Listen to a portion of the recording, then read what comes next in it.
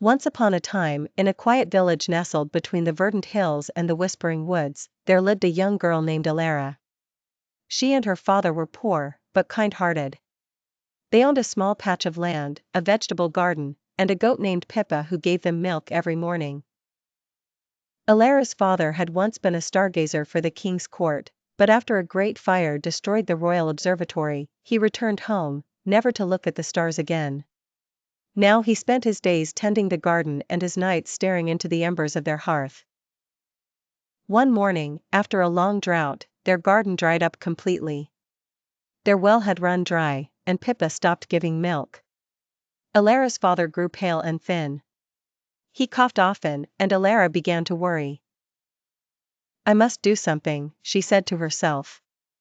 So, with a bag of bread, her father's old cloak, and a kiss on his forehead, she set out into the whispering woods in search of water, or fortune. She walked for hours, and the forest grew stranger with every step. The trees had faces, some kind, some frowning. The wind whispered riddles and giggles, and the birds sang songs she couldn't understand. Just as twilight fell, Elara stumbled upon a well, unlike any she'd ever seen. It shimmered in shades of blue and silver, and instead of a bucket, it had a rope that glowed like moonlight. Carved in stone above it were the words, "Only the brave and the true may draw from the Skywell." Elara took a deep breath and reached for the rope. Suddenly, a great owl with feathers like stardust landed on the well's edge. "Who seeks water from the Skywell?" it hooted. "I am Elara of the verdant hills. My father is ill, our garden is dry, and Pippa gives no milk. I seek help." The owl blinked. "You may draw water, but the Skywell takes as it gives. Will you accept the cost?" Elara hesitated. "What cost?" "Not all costs are told in words," said the owl. "But fear not. The well gives true to those with true hearts." Elara nodded and pulled the rope. From the depths of the well rose a jug of glowing water. It was warm in her hands and smelled like rain on stone. As she turned to leave, the ground shook, and the well whispered, "The gift has been taken. Now balance must return." Suddenly, the forest path behind her vanished. A glowing doorway appeared in the trees.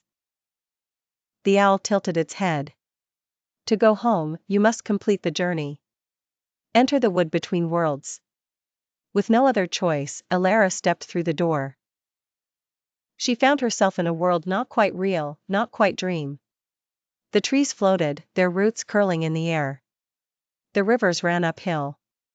She saw stars above, but also below.